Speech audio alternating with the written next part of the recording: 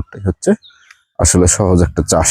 এর চেয়ে সহজ চাষ আমার মনে হয় না যে আর কোনো থাকতে পারে, মানে আমি যেগুলো চাষ করছি এর মধ্যে। আসসালামু আলাইকুম। এটা যেটা দেখাচ্ছি সেটা আমার বাগানের একটা অংশ।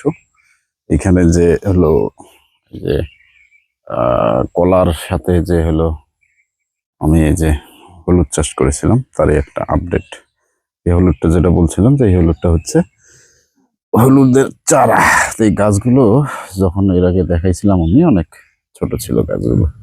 তো সময় কত দ্রুত চলে যায়, সেই গাছগুলো এখন অনেক বড় বড় হয়ে গেছে, আমার কোমর পর্যন্ত হয়ে গেছে গাছগুলো।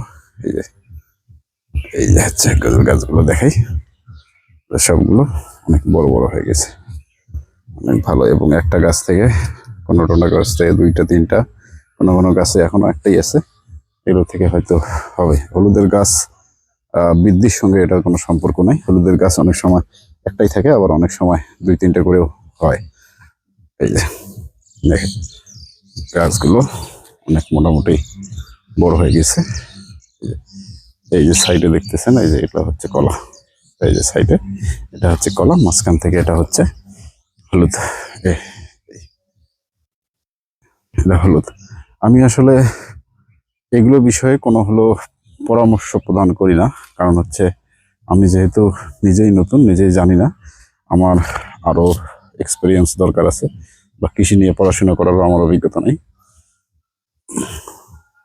কাজে আমি আমার ভিডিওতে কখনোই আমি কোনোটারই পরামর্শ প্রদান করি না। এটা শুধুমাত্র আমি এটা ভিডিওটা প্রদান করি তার কারণ হচ্ছে উৎসাহ প্রদান করার জন্য, যাতে প্রতিটা বাসায় বা প্রতিটা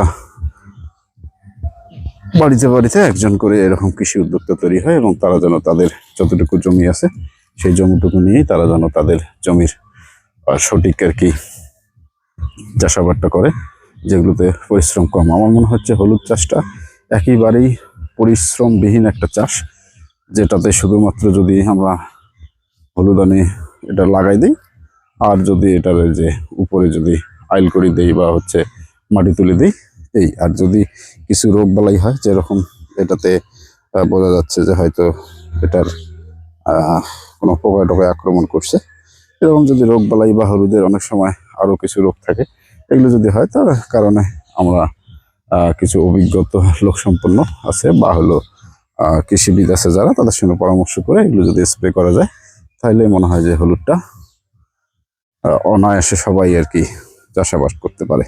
এটা হচ্ছে পরিশ্রমবিহীন একটা চাষ, এখানে কোনো অত পরিশ্রম করতে হয় না, যেটা আমি আমার এক্সপিরিয়েন্স থেকে দেখেছি। আদার চেতে সহজ। আদায় অনেক রোগবালাই হয়, কিন্তু হলুদে আমি দেখছি যে হলুদে ওই ধরনের কোনো বেশি একটা রোগবালাই হয় না। এর গত বছরও আমি হলুদ চাষ করেছিলাম, এবং ওটা ছিল বার্মিজ জাতের হলুদ। এটাও বার্মিজ জাতেরই হলুদ। গতবারে খুব একটা ভালো দাম পাইছিলাম হলুদের, কিন্তু আদা থেকে খুব একটা ভালো দাম আমি গতবার পাইনি। তো এবারও ঠিক একইভাবে হলুদ এবং আদা দুইটাই করেছি। তো আমি অন্যান্য আরো অনেক চাষ এখানে করি।